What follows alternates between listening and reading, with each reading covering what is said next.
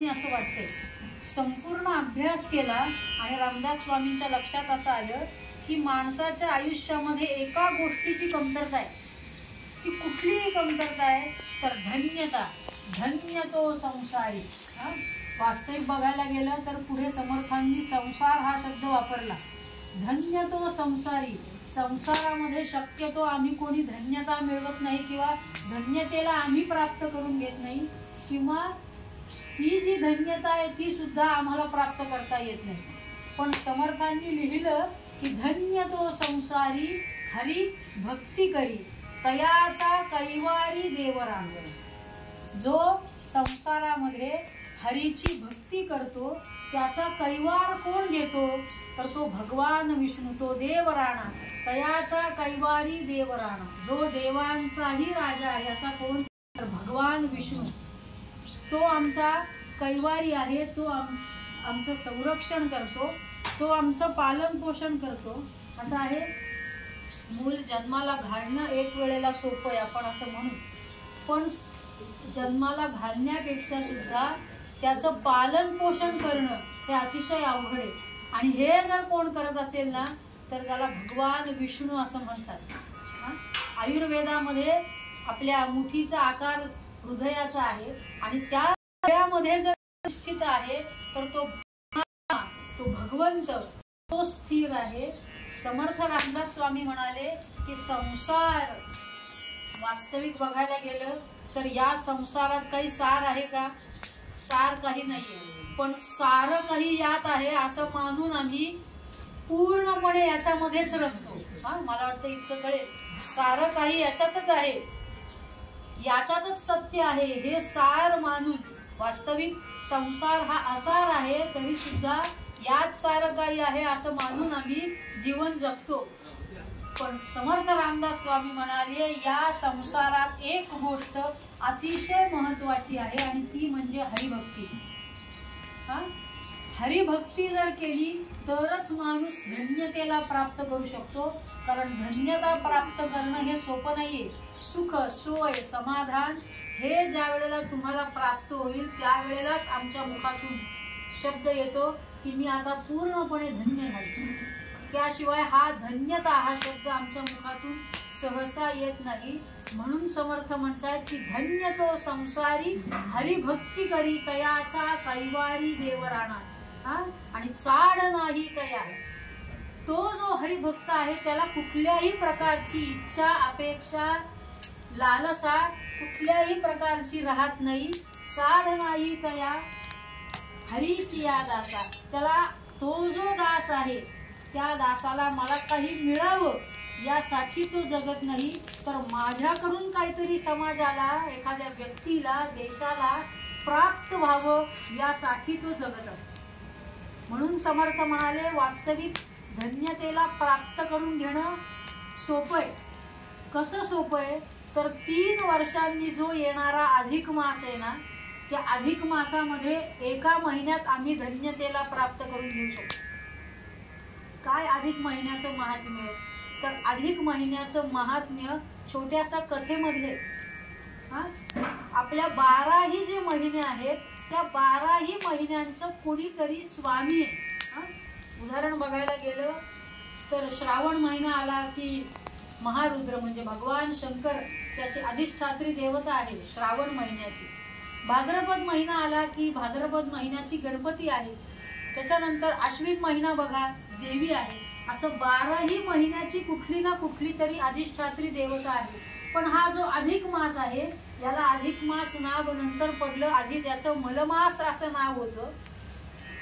हे सगळे 12 महिन्यांच्या लक्षात आलं की आम्हाला अधिष्ठात्री देवता आहे, पण हा जो मास आहे ना याला कोणी अधिष्ठात्री देवताच नाहीये. वास्तविक या अधिक महिन्यामध्ये मंगल कार्य कुठलीही केली जात नाही. सगळेजण या अधिक मासाला चिडवायला लागले, त्याची चेष्टा करायला लागले की आमच्याकडे आमचा असा एक स्वामी आहे, तुझ्याकडे काय आहे? तुझ्याकडे काहीच नाहीये. तुझ्या महिन्यामध्ये तू 3 वर्षांनी येतो तरी सुद्धा तुझ्या महिन्यामध्ये मंगल कार्य काहीही चांगली गोष्ट केली जात नाही. तुझा काय उपयोग आहे मग? हे ऐकून अतिशय दुःखी झाला. याच्यावर काय उपाय करावा लक्षात आलं की धन्य तो संसारी हरिभक्ती करी वैकुंठामध्ये भगवान विष्णूंच्या समोर मनुष्य रूप धारण करून हा अधिक मास उभा राहिला. हात जोडले आणि भगवान विष्णूंनी विचारलं की या वैकुंठामध्ये आजपर्यंत जो जो आला त्याच्या त्याच्या चेहऱ्यावरती मी सुख बघितलं, पण तू उदास कशासाठी, काय झालं? घडलेला सगळा प्रसंग त्यांनी सांगितला. काळजी करू नकोस. त्या अधिक मासाच्या हाताला धरलं भगवान विष्णूंनी आणि त्याला गोलोकामध्ये नेलं. गोलोक कुठं आहे तर वैकुंठ कैलास याच्या पलीकडे गोलोक आहे. त्या गोलोकामध्ये या अधिक मासाला घेऊन गेले आणि समोर त्याला सांगितलं, समोर बघितलं तर पीतांबर धारण केलेला, हातामध्ये मुरली आहे, मस्तकावरती मुकुट धारण केलेला आहे आणि किशोर वय असलेला असा पुरुषोत्तम भगवान मुरलीधर, त्याचं दर्शन या अधिक मासाला भगवान विष्णूंनी घडवलं आणि हात जोडले आणि भगवान विष्णू त्या पुरुषोत्तमाशी संभाषण करताय की हा अतिशय उदास आहे, झालेला सगळा प्रसंग सांगितला.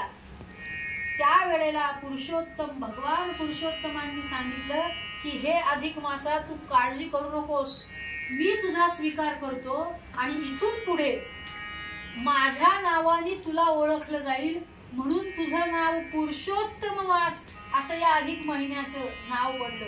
आणि इतकंच नाही म्हणाले, या महिन्यामध्ये जो जो जीव माझी भक्ती करेल त्याला मी मोक्ष प्राप्त करून देईल, नवे नवे या गोलोकामध्ये त्याला आश्रय देईल. का? कारण 12 महिन्यामध्ये जो जो जीव भगवंताची भक्ती करतो तो एक सकाम कामना घेऊन भक्ती करतो, पण या म्हणजे स्वार्थासाठी 12 महिन्यामध्ये मनुष्य काम करतो. पण हा एक महिना असा येईल की स्वार्थासाठी नाही तर परमार्थासाठी जीव भक्ती करेल आणि मला प्राप्त करून घेईल. म्हणून मी एक गोष्ट तुला सांगतो की पुरुषोत्तम नावाने, पुरुषोत्तम मास या नावाने तू ओळखला जाशील आणि माझी जो भक्ती म्हणजे नेमकं काय तर या अधिक महिन्यामध्ये पुरुषोत्तमाची म्हणजे बालकृष्णाची, भगवान विष्णूंची जी जी रूप आहेत त्या त्या रूपांची भक्ती जर आम्ही मनोभावे केली तर तो पुरुषोत्तम भगवान आम्हाला प्रसन्न होईल आणि आम्हाला मोक्ष प्राप्ती मिळेल. म्हणून या एक महिन्यामध्ये हा एक महिना अतिशय पवित्र मानलाय आणि या महिन्यामध्ये नियम पण लिहिलेत. ते नियम असे आहेत की सगळ्यात महत्त्वाची गोष्ट अशी की जी रोज तुम्ही नित्य तुमचं आचरण आहे ते आचरण तर तुम्ही केलंच पाहिजे, पण त्यामध्ये असे व्रत तुम्ही करायला हवं की त्या एका महिन्यामध्ये आपण भगवंताला प्राप्त करून घेऊ शकू, किंवा त्या एका महिन्याच्या व्रतामुळे नियमामुळे आमच्या आयुष्यामध्ये निर्माण झालेलं पाप त्याचा नाश होऊन पुण्याची प्राप्ती आम्हाला होईल. हे अधिक महिन्यामध्ये आम्ही करावं. मग साधं उदाहरण आहे, या अधिक महिन्यामध्ये जर भगवान विष्णूंचं महात्म्य जास्ती आहे तर आम्ही काय केलं पाहिजे तर विष्णू याग, विष्णू लक्ष्मी याग करायला पाहिजे. पवमानाचा अभिषेक भगवंतावरती करायला हवा. त्यानंतर विष्णू पुरुष सूक्त आहे, विष्णू सहस्त्रनामाचं पठण आम्ही केलं पाहिजे. अशा अनेक गोष्टी या अधिक महिन्यामध्ये आम्ही भगवंतासाठी केल्या पाहिजेत. का तर आम्हाला आमच्या पुण्याचा संचय करायचा होतं. असं तुकाराम महाराजांचा एक अभंग आहे की पापाची संचिते देहासी दंडना तुझ नारायणा बोल नाही. आमच्या पापाची संचिते इतकी वाढली आहेत की भगवंताला दोष देऊन उपयोग नाहीये. आमचं प्रारब्ध आमच्या कर्मानी निर्माण होतं, भगवंतामुळे निर्माण होत नाही. ती पापाची संचिते जर कमी करायची असतील तर या अधिक मासामध्ये आम्ही नियम करायला हवा. काय नियम करायला हवा? सकाळी स्नान झाल्यानंतर भगवान गोपाल कृष्णांची पूजा करावी, त्याला एक तुळशीचं पान अर्पण करावं, नमस्कार करावा आणि एक प्रश्न त्याला करावा की भगवंता या भवसागरातून तारणारा जर तू आहेस तर आमची अशी इच्छा आहे की या भवसागरातून पहिलं तरी जायची ज्या वेळेला वेळ येईल त्यावेळेला माझा हात धरून तू उभा राहशील. हे मागणं या अधिक महिन्यामध्ये भगवंताजवळ जर आम्ही केलं ना तर याच्यासारखं दुसरं दान तो देणार नाही. कारण ऐशा दात्या विसरावे तोंड कवना पसरावे तो हा लक्ष्मीचा पती सर्व सिद्धीची विश्रांती. रिद्धी सिद्धी ज्याच्या दासी भुक्ती मुक्ती पाया पाशी तुका म्हणे साई काही उरो ने दे पाई. जी भुक्ती मुक्ती जी आम्हाला हवी आहे ना ती त्या भगवंताच्या चरणाशी आहे. कारण रिद्धी सिद्धी सुद्धा त्याच्या चरणाशी आहे. आणि इतकंच नाही तर लक्ष्मी ही त्या भगवंताचं अखंड पाद संवाहन करते सेवा चालू.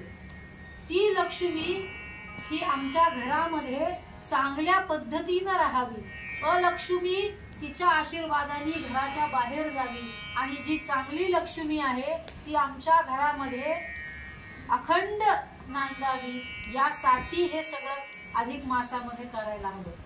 आणि विष्णू सहस्त्रनामाचं जर महात्म्य सांगायचं झालं तर विष्णू सहस्त्रनाम हे याचं पठण आम्ही जर केलं तर आमच्या वास्तूमध्ये जे दोष असतील त्याचं निवारण होतं.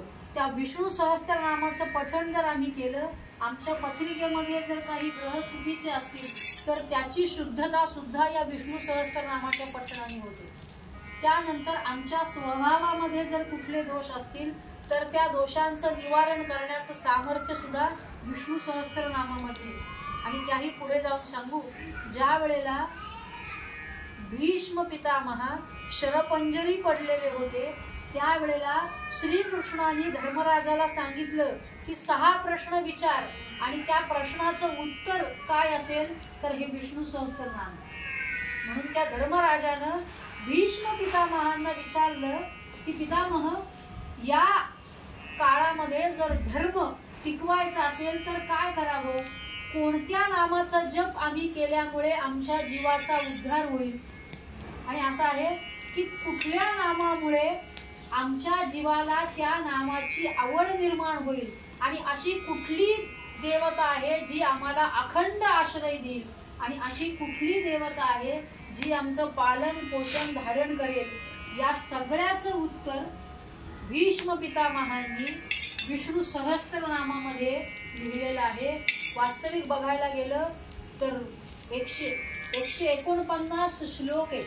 त्यातले 108 जे श्लोक आहेत ना ते म्हणजे खरं विष्णू सहस्त्रनाम आहे. 22 श्लोक आहेत ती फलश्रुती आहे आणि पहिले 12 श्लोक आहेत ती या विष्णू सहस्त्रनामाची प्रस्तावना आहे. हे इतकं सुंदर. आणि जो माणूस शरपंजरी पडलेला आहे म्हणजे भीष्माचार्य शरपंजरी पडलेले आहेत ते बाणांच्या टोकावरती पडलेले आहेत. त्याचप्रमाणे मानवी जीवनामध्ये सुद्धा आम्हाला शरपंजरी पडावं लागतं. त्या वेळेला आमचा उद्धार करणारा कोण आहे तर तो भगवान विष्णू आहे. तो पुरुषोत्तम आहे. आणि या विष्णू सहस्त्रनामामध्ये 3 नावं अतिशय महत्वाची आहेत. त्यातलं एक म्हणजे अच्युत, दुसरं म्हणजे गोविंद आणि तिसरं म्हणजे अनंत. या तिन्ही नावांचा जप जर आम्ही केला विष्णू सहस्त्रनामामध्ये तर या आयुष्यामध्ये मोक्ष प्राप्त झाल्याशिवाय राहणार नाही. आणि त्याही पुढे जाऊन सांगू आमच्या प्रारब्धामध्ये जे येणारी संकट आहेत आमच्या नशिबामध्ये जे येणारी संकट आहेत आणि आमच्या आयुष्यामध्ये जे येणारी संकट आहेत या सगळ्यातून मुक्त करण्याचं सामर्थ्य जर कशामध्ये असेल तर ते विष्णू सहस्त्रनामामध्ये आहे. मग या अधिक महिन्यामध्ये आम्ही काय करावं तर विष्णू सहस्त्रनामाचं पठण करावं. विष्णू सहस्त्रनाम सतत ऐकावं. आणि ते सगळ्यात महत्वाचं म्हणजे कधी म्हणावं तर दर बुधवारी हे विष्णू सहस्त्रनाम म्हणावं. कारण बुधवार हा विष्णू सहस्त्रनाम म्हणण्याचा दिवस आहे. एकादशीला द्वादशीला हे विष्णू सहस्त्रनाम म्हणावं. असं आहे. एका ब्राह्मणाने विष्णू सहस्त्रनाम अखंड जाप केला. रस्त्याने जाताना येताना सुद्धा मुखामध्ये त्याच्या विष्णू सहस्त्रनाम कायम असे. रात्री झोपताना सुद्धा विष्णू सहस्त्रनाम तो म्हणत असेल. आणि रस्त्याने ज्या वेळेला तो येत जात होता त्यावेळेला एका झाडावरती पिशाचणी बसलेली होती, म्हणजे भूत बसलेलं होतं. ते सुद्धा हे विष्णू सहस्त्रनाम ऐकत होते. परिणाम काय झाला तर या विष्णू सहस्त्रनामाच्या पठणाने त्या ब्राह्मणाचं पुढचं जन्म जो झाला तो दशरथ राजा म्हणून जन्माला आला. आणि ती जी पिशाचणी होती ती जी जन्माला आली ती कौसल्या म्हणून जन्माला आली. आणि या दोघांना जर आशीर्वाद कुठला मिळाला तर भगवान विष्णूंनी 7वा अवतार प्रभू रामचंद्र त्यांच्या पोटी जन्माला आला. इतकं महात्म्य या विष्णू सहस्त्रनामाचं आहे. तर या अधिक महिन्यामध्ये अधिकस्य अधिकम फलम, या अधिक महिन्यामध्ये जर आम्ही काय करावं तर ते विष्णू सहस्त्रनामाचं पठण करावं. हे अधिक मास महात्म्य या पोथीमध्ये तुम्हाला या सगळ्या गोष्टींची माहिती मिळेल. हेही जर आम्ही मनापासून विष्णू सहस्त्रनाम आणि अधिक महिन्यामध्ये अजून एक उपाय साधा आणि सोपा सांगू. स्नान झाल्यानंतर संकल्प करायचा आणि संकल्प केल्यानंतर रोज 1 मूठ धान्य बाजूला काढायचं, बाजूला काढून ठेवायचं आणि महिन्याच्या शेवटी सत्पात्री दान द्यायचं. म्हणजे ब्राह्मणाला ते जे धान्य तुम्ही बाजूला काढून ठेवले ते धान्य, नारळ, पान, सुपारी आणि केळ असं ब्राह्मणाला दान द्यायचे. कारण या केळ आणि नारळ हे असं एका ब्राह्मणाला दान द्यायचं. या महिन्यामध्ये दानाला महत्व जास्ती आहे. अनारस्याचं दान का द्यायचं तर त्याचं उत्तर असं की अनारस्यामध्ये छिद्र आहे आणि मनुष्याचा स्वभाव असा आहे की बसल्या बसल्या आम्ही काय करतो, अनेकांचे दोष आम्ही काढतो. अनेकांना नावं ठेवण्याची कामं आम्ही बसल्या बसल्या करतो. त्याला आम्हाला काही फार वेगळं करावं लागत नाही. आपसुक आमच्या मुखातून आम्ही लोकांना नावं ठेवतो. त्याच्यामुळे निर्माण झालेलं जे पाप आहे ते पाप नाहीसा करण्याचं काम हे अनारसे दान दिल्यामुळे ही पाप नाहीशी होतात. म्हणून जे छिद्र असलेलं आहे म्हणजे अनारसे म्हणा, बत्तासा म्हणा, म्हैसूर पाक म्हणा, याचं दान आम्ही जावयाला देतो.